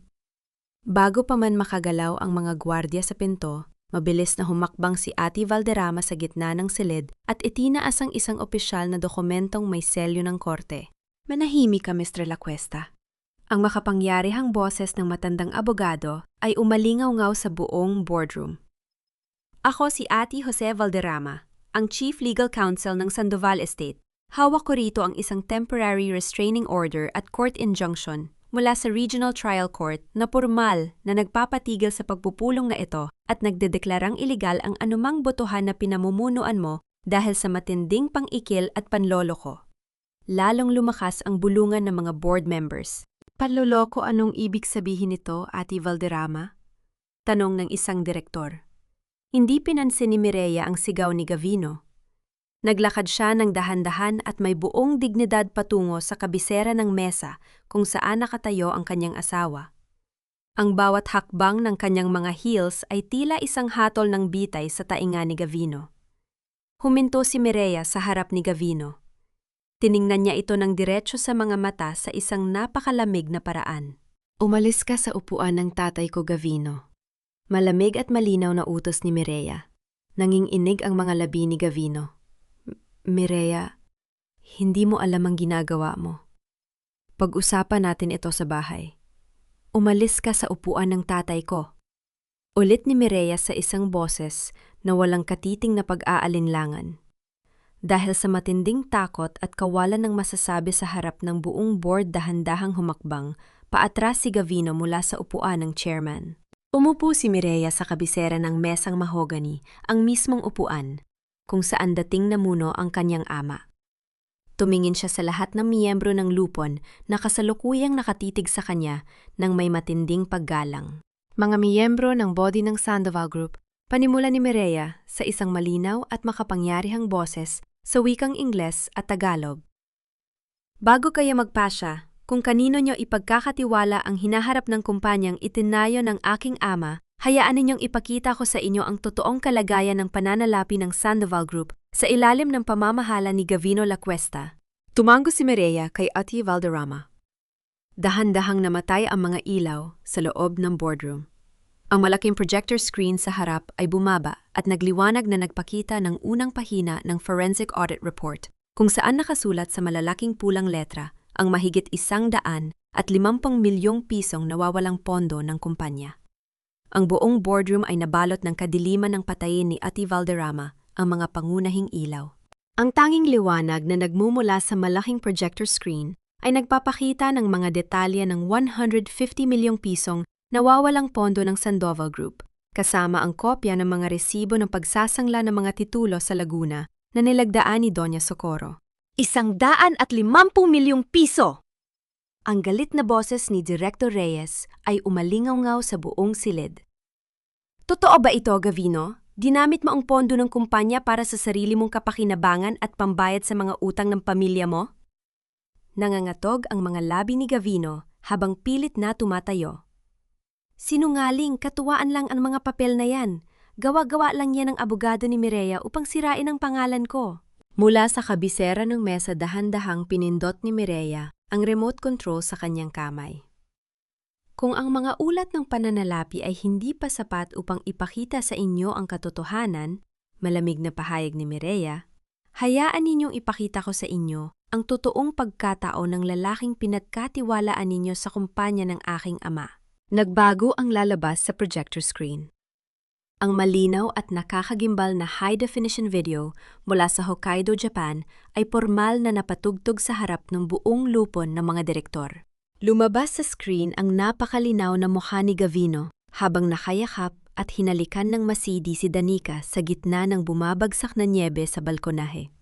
Ang boses ni Danica ay malinaw na narinig ng lahat sa pinalakas na sound system. Kapag nakuha na natin ang buong Sandoval Group, hindi na natin kailangang magtago.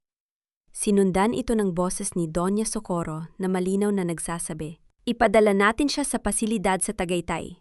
Sabihin natin sa media, hindi na timbang ang pag-iisip niya. Ang buong boardroom ay parang sasabog sa matinding kaguluhan.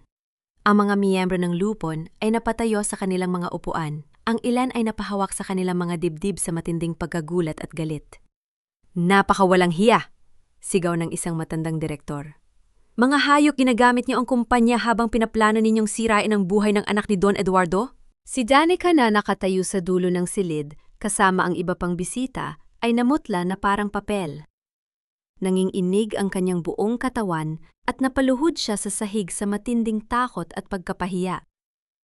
Nawalan ng sariling pag-iisip si Gavino sa matinding desperasyon. Patakbo siyang sumugod patungo sa kinaroroonan ng projector upang bunutin ang mga kable. Patayin niyo yan! Patayin niyo ang video na yan! Sigaw ni Gavino habang nanlilisik ang kanyang mga mata.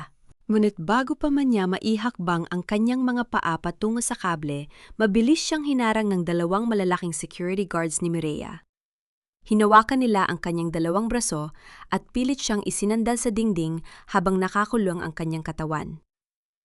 Tumayo si Mireya mula sa kabisera ng mesa. Ang kanyang kulay pulang suit ay nagbibigay sa kanya ng isang hindi mapapantayang dignidad at autoridad. At tungkol sa perang inilipat ninyo para sa sinasabi ninyong Palawan Investment Project, malamig na pahayag ni Mireya habang nakatitig sa nanginginig na si Gavino. Ang Shell Corporation na pinaglagyan ninyo ng lahat ng natitira ninyong pera at ng pautang sa inyong mansyon ay pagmamay-ari ng 100% ng Sandoval Hope Foundation. Ang lahat ng perang yon ay nakakulong na ngayon sa ilalim ng utos ng korte. Ginawa ninyong lubos na mahirap at walang-wala ang inyong sarili sa pamamagitan ng sarili ninyong kasakiman. Napasinghap si Doña Socorro. Napahawak ang matanda sa kanyang dibdib habang bumabagsak sa kanyang mga tuhod sa karpet ng boardroom. Diyos ko! Ang bahay natin! Ang lahat ng pera natin! Wala na! Biglang bumukas muli ang mga pinto ng boardroom. Pumasok ang 3 pulis mula sa Philippine National Police sa pamumuno ng isang police captain na may hawak na mga opisyal na dokumento. Sino si Gavino Lacuesta at Danica Lacuesta? Malakas na tanong ng police captain. Hawak namin ang warrant of arrest na ipinalabas ng RTC para sa kasong qualified theft, falsification of public documents at estafa. Nang marinig ang salitang warrant of arrest, tuluyang nawala ng malay si Danica sa sahig. Si Gavino naman ay tuluyang gumuho. Nagawa niya mawalang bakas sa hawak ng gwardiya nang ilang segundo patakbong lumapit kay Mireya at napaluhod ng buong pagmamakaawa sa harap ng upuan nito. Hinawakan niya ang dulo ng kulay pulang jacket ni Mireya habang pumapatak ang kanyang mga luha. Mireya, sweetheart, patawarin mo ako, pagmamakaawa ni Gavino habang nanginginig ang boses. Nagkamali ako si Mommy. At si Danica ang nag-udyok sa akin. Mahal pa rin kita pakiusap. Alisin mo ang demanda, magsimula tayo muli. Malamig na humakbang paatras si Mireya, habang dahan-dahang hinihila ang dulo ng kanyang jacket mula sa maruming kamay ng asawa. Tiningnan niya si Gavino mula sa kanyang kinalalagyan isang lalaking dating nagmamagaling na ngayon. Ay mukhang isang kawawang limos sa kalsada. Ang pagmamakaawa mo ay huli na, Gavino. Malamig at matatag na sabi ni Mireya. Ang tapat na pagmamahal at tiwala na ibinigay ko sa iyo sa loob ng 5 taon ay itinapon mo sa maruming paraan. Ngayon harapin mo ang parusa ng batas. Mabilis na lumapit ang mga pulis. Pinalagyan ng gintong piring at pambukas na piring sa mga kamay ni Gavino ang mga formal na handcuffs at pilit siyang itinayo habang inilalabas sa boardroom. Kinuha rin ng iba pang pulis ang nawala ng malay na si Danica. Tumayo si Director Reyes at itinaas ang kanyang kamay sa harap ng buong lupon. Nagpapasya ako. Malakas na pahayag ni Director Reyes na formal na ibalik si Mireya Sandoval bilang chairman at CEO ng Sandoval Group at tanggalin ang lahat ng posisyon at karapatan ni Gavino Lacuesta sa kumpanyang ito. Sumasang-ayon ang lahat. Sigaw ng bawat miyembro ng lupon habang sabay-sabay na itinataas ang kanilang mga kamay sa isang unanimous vote. Naglakad si Mireya patungo sa malaking bintana ng boardroom sa ika-30 palapag. Tumingin siya sa ibaba kung saan nakikita ang mga sasakyan ng pulis at ang mga mamamahayag ng media na nag-aabang sa labas ng gusali. Sa sandaling yon, ang telepono ni Donio Socorro na naiwan sa sahig ay biglang tumunog. Lumabas sa speakerphone ang boses ng kinatawan ng bangko, Donio Socorro Lacuesta, ipinagbibigay alam namin na dahil sa kawalan ng pambayad at peking collateral formal na naming sasalakayin at kukunin ang inyong mansyon sa Quezon City ngayong hapon.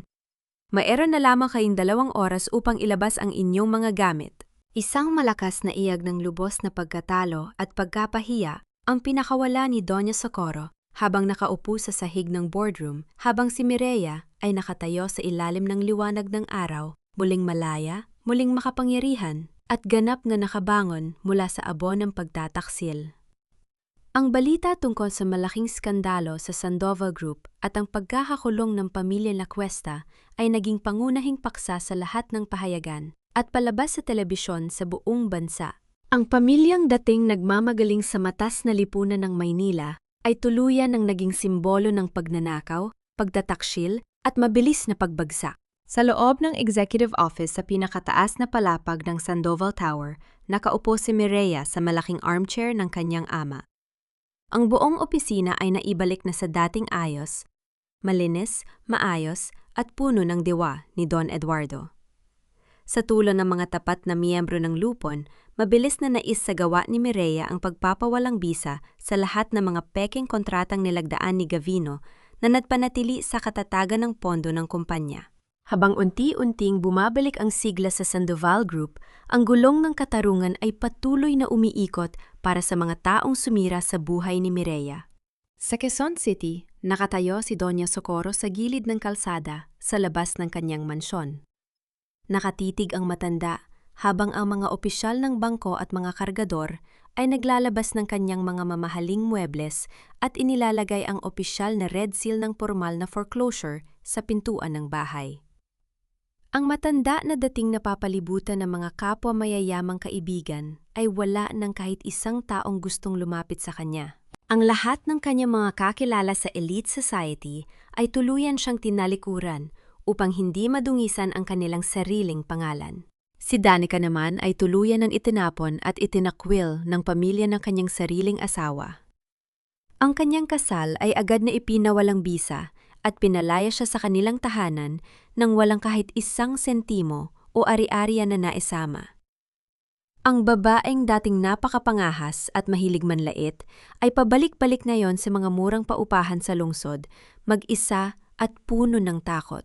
Sa loob naman ng Quezon City Jail, nakaupo si Gavino sa isang siksikang selda. Ang kanyang mga mamahaling abogado ay tuluyan ng nagbitiw sa kanyang kaso matapos mabatid na wala na siyang natitirang pera upang magbayad. Sa ginanap na paunang pagdinig sa korte, tinanggihan ng hukom ang kanyang petisyon para sa piyansa dahil sa matitibay na ebidensya ng qualified theft at estafa na may kaugnayan sa mahigit 150 milyong piso. Isang hapon, nagtungo si Mireya sa dating mansyon ng mga Lacuesta bago ito tuluyang isara ng bangko. Ang tanging layunin niya roon ay kunan ng isang maliit na kahoy na kahon sa kanyang lumang silid na naglalaman ng mga natitirang lumang larawan ng kanyang ama. Nang lumabas si Mireya sa gate ng mansyon habang hawak ang kahon, biglang sumulpot mula sa gilid ng kalsada si Doña Socorro. Ang matanda ay mukhang dugyot, nakasuot ng maruming damit at may mga matang puno ng luha at desperasyon. Patakbong lumapit si Doña Socorro sa sasakyan ni Mireya at itinapon ang kanyang sarili sa pinto ng kotse habang umiiyak ng malakas at nanginginig ang mga kamay. "Mireya! Mireya, pakiusap!" Sigaw ni Doña Socorro habang kumakalampag ang kanyang mga daliri sa salamin ng bintana. "I-withdraw mo ang kaso laban kay Gavino. Magmamakaawa ako sa'yo. Kunin mo na ang lahat ng bahay, ang pera, ang lahat ng alahas ko. Huwag mo lang ipakulong ang anak ko. Pamilya tayo, Mireya. Naaawa ka naman sa amin." Dahan-dahang ibinaba ni Mireya ang salamin ng kanyang bintana ng bahagya. Tiningnan niya si Doña Socorro, hindi sa paraan ng isang taong galit o gustong makaganta, kundi sa paraan ng isang taong may lubos na kapayapaan sa puso at malinaw na pag-unawa sa katotohanan. "Doña Socorro!"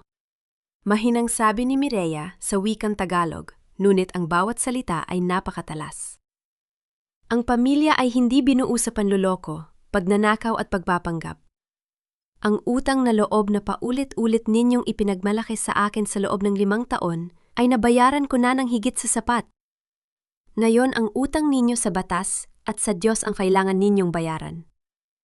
Patawarin mo kami, Mireya, maawa ka." Pagmamakaawa pa rin ang matanda habang pilit na humahawak sa pintuan. "Nawai matagpuan ninyo ang tunay na pagsisisi sa inyong mga puso." Huling sabi ni Mireya bago dahan-dahang itinaas mulo ang salamin ng bintana. Ipinatatak ng driver ang sasakyan na nag-iwan kay Doña Socorro na nakaluhod at umiiyak sa alikabok ng kalsadang dating niyang pinagharian ng may pagmamagaling.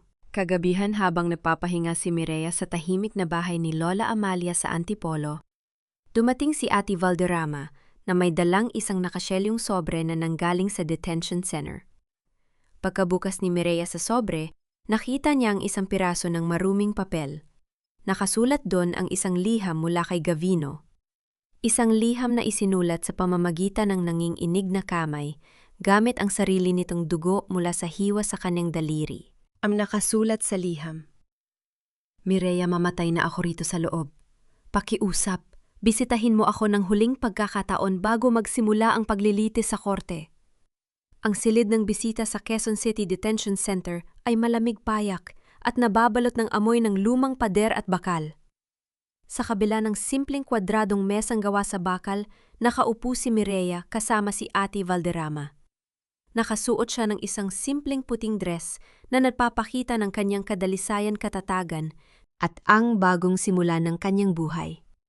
Bumukas ang mabigat na pintong bakal sa kabilang dulo ng silid. Inakay ng 2 gwardiya si Gavino pumasok. Napakalaki ng pagbabago sa hitsura ng lalaki. Nakasuot siya ng kulay kahel na kulungan jumpsuit magulo at mahaba ang kanyang buhok, Malalalim ang itim sa ilalim ng kanyang mga mata at ang kanyang katawan ay pumayat ng husto. Ang lalaking dating napakapanghaas at may mataas na lipad sa lipunan ay mukha ng isang taong ganap na nawala ng pag-asa. Nang makita ni Gavino si Mireya agad na nang ininig ang kanyang mga labi at lumabas ang mga luha sa kanyang mga mata. Mireya? Mireya, dumating ka? Pabulong na sigaw ni Gavino habang mabilis na umupo sa harap ng mesa.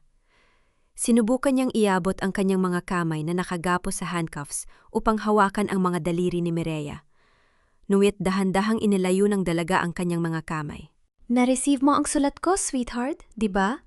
Pagmamakaawa ni Gavino habang umiiyak ng buong lakas. Pakiusap, Mireya.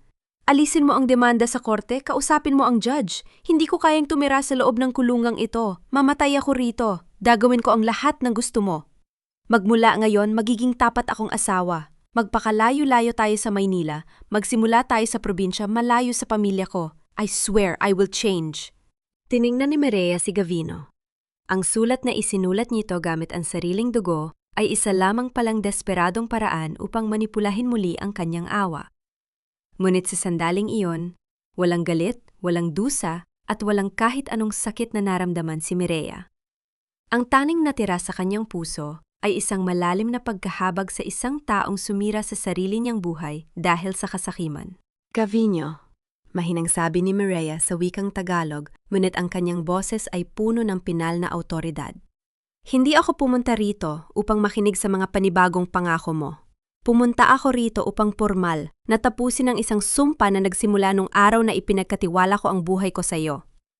Inilabas ni Ate Valderrama ang mga opisyal na papeles ng annulment at ang final settlement decree mula sa korte at inilapag ito sa ibabaw ng metal na mesa. Kinuha ni Mireya ang kanyang panulat at maingat na inilagay ang kanyang huling lagda sa linya ng kasunduan. Mireya, no, don't do this, hiyaw ni Gavino habang gumagalaw ang mga bakal ng kanyang handcuffs.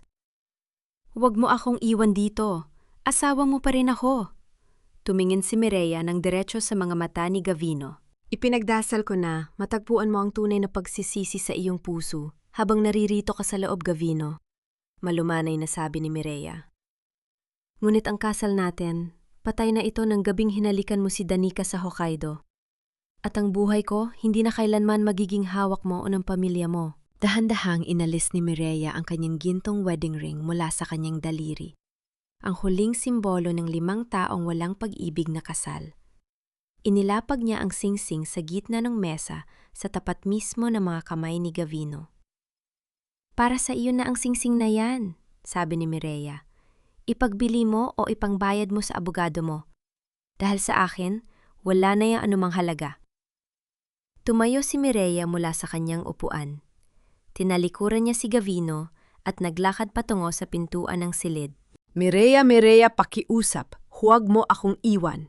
Ang hysterical na sigaw ni Gavino ay umalingaw-ngaw sa buong pasilyo habang hawak siya ng mga gwardiya upang ibalik sa kanyang selda. Bumukas ang mabigat na pintong bakal ng detention center. Lumabas si Mireya sa maliwanag at mainit na sikat ng araw.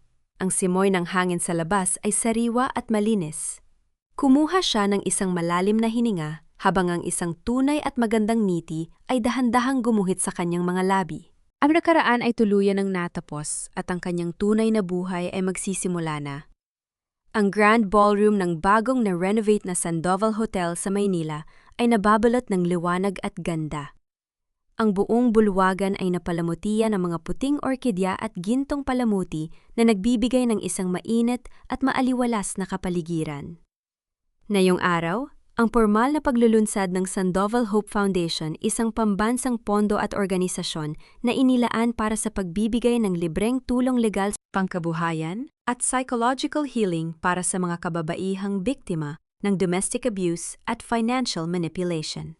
Ang bulwagan ay napuno ng mga kilalang tao sa lipunan, mga miyembro ng media at ang buong board of directors ng Sandoval Group. Ngunit ang mas nakatutuwa sa puso ni Mireya ay ang pagdalo ng napakaraming simpleng kababaihan at mga ina na naging unang benepisyaryo ng programa ng foundation sa nakalipas na mga buwan. Nang tawagin ang pangalan ni Mireya, ang buong bulwagan ay pumutok sa isang malakas at matagal na palakpakan. Umakyat si Mireya sa entablado. Nakasuot siya ng isang napakagandang kulay emerald green na gown na nagpapakita ng kanyang pagiging maaliwalas, angkop sa simbolo ng pag-asa at muling pagkabuhay. Ang kanyang presensya ay hindi na ang maikli at ubo ng nakaraang taon, kundi isang radiant at tiyak na babaeng buong-buo ang pagkatao. Inayos ni Mireya ang mikropono sa kanyang harap. Tumingin siya sa lahat ng taong nakatitig sa kanya nang may matinding paggalang at paghanga. Magandang hapon sa inyong lahat. Panimula ni Mireya sa isang malinaw, malumanay, ngunit makapangyarihang boses. Nakatayo ako sa harap ninyo ngayong araw, hindi bilang isang biktima ng nakaraan, kundi bilang isang saksi sa hindi kapanipaniwalang lakas na natatagpuan ng bawat babae kapag pinili niyang mahalin at iligtas ang kanyang sarili. Nakinig ang buong bulwagan ng may matinding tahimik at emosyon. Sa loob ng 5 taon, pagpapatuloy ni Mireya, habang ang kanyang mga mata ay nagniningning sa katotohanan, naniwala ako na ang pagpapakumbaba, ang pagtitimpi at ang pananahimik sa harap ng pang-aabuso at panloloko ay tanda ng isang mabuting pagmamahal.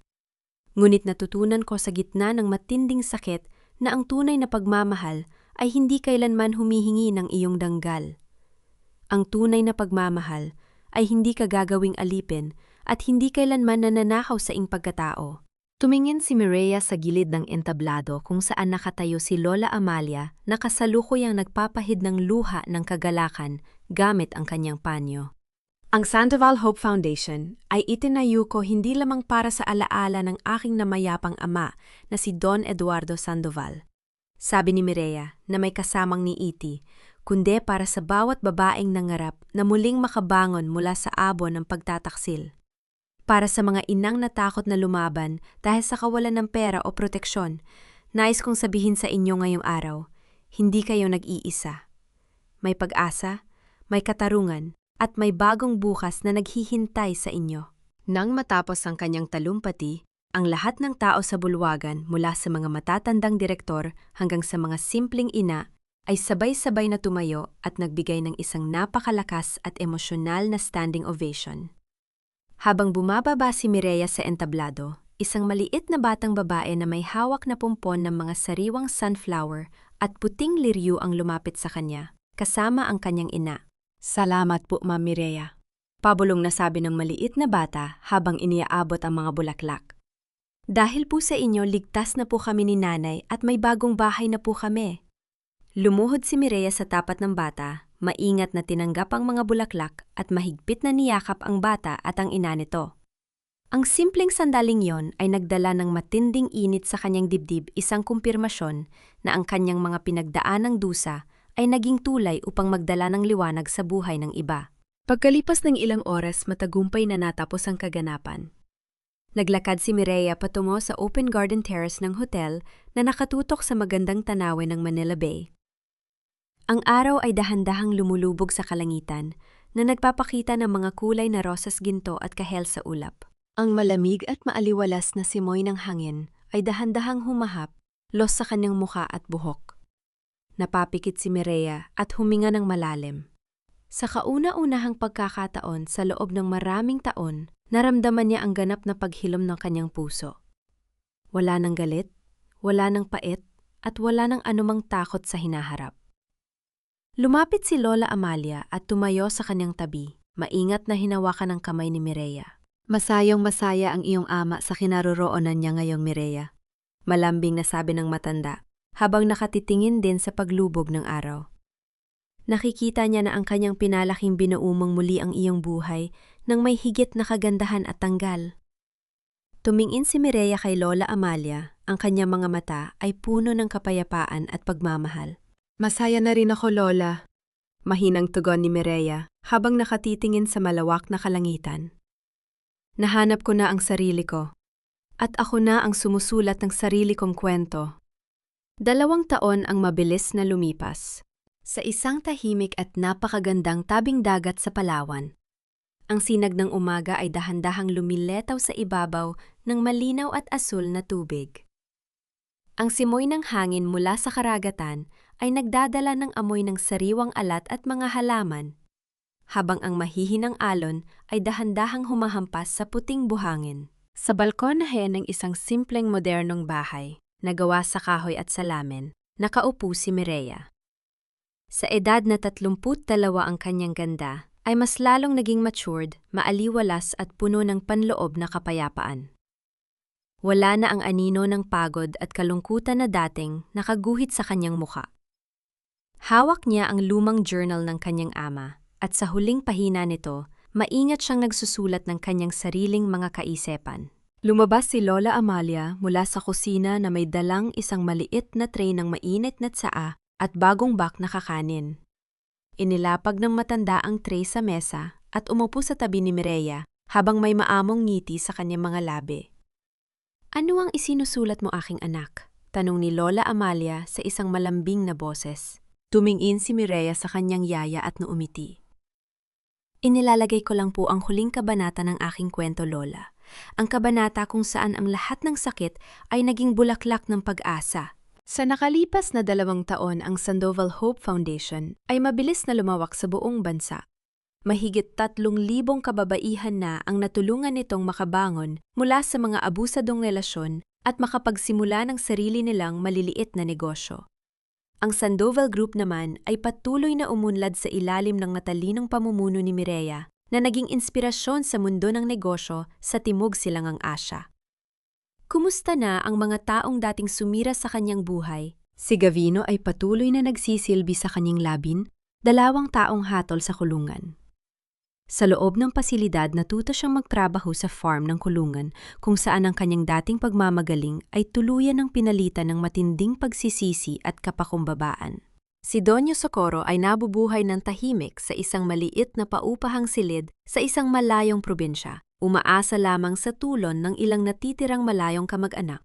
Ang kanyang dating mataas na lipad sa lipunan ay naging isang malayong alaala na lamang. Si Danica naman ay tuluyang lumayo sa Maynala at nagtatrabaho ngayon bilang isang simpleng tindera sa probinsya, malayo sa karangyaan at skandalo na kanyang ginawa. Pinatawad na ba sila ni Mireya? Oo. Pinatawad sila ni Mireya sa kanyang puso, hindi upang pawalan ng sala ang kanilang mga naging krem, kundi upang tuluyan niyang mapalaya ang kanyang sariling kaluluwa mula sa lason ng galit at pait. Ang pagpapatawad na yon ang naging huling susi upang matagpuan niya ang ganap na kalayaan. Nahanap na ba niya ang tunay na bing-in at kapayapaan, lubos at ganap? Ang puso ni Mireya ay hindi na natatakot sa hinaharap. Natutunan niyang ang tunay na kaligayahan ay hindi nagbumula sa pagpapasaya sa ibang tao, kundi sa pagtanggap at pagpapahalaga sa sariling pagkatao. Ano ang aral na iniiwan ng kwento ng buhay ni Mireya para sa bawat babaeng nakikinig? Ang pagmamahal sa sarili ay hindi kasakiman. Ito ang pundasyon ng lahat ng tunay na pagmamahal. Ang isang babae ay hindi ginawa upang maging basahan o apak-apakan ng sinuman sa ngalan ng kasal o obligasyon. Kapag ang pinto na pagtataksil, ay nagsara merong mas malaking pinto ng muling pagkabuhay na magbubukas basta't meron kang lakas na tumayo at magtiwala sa iyong sariling kakayahan. Dahan-dahang isinara ni Mireya ang journal ng kanyang ama. Inilagay niya ang kanyang kamay sa ibabaw ng takip nito at pikit-matang nagpasalamat sa langit. Naramdaman niya ang malamig na simoy ng hangin mula sa dagat na humahap o sa kanyang mukha. Sa malayo ang sinag ng araw ay kumikislap sa ibabaw ng mga alon ng karagatan. Nakatayo si Mireya sa gilid ng balkona, nakatingin sa malawak na digante ng buhay. Siya ay hindi na ang babaeng biktima ng kahapon. Siya si Mireya Sandoval, muling malaya, muling makapangyarihan, at may-ari ng isang buhay na puno ng pag-asa, katarungan at walang katapusang pagmamahal.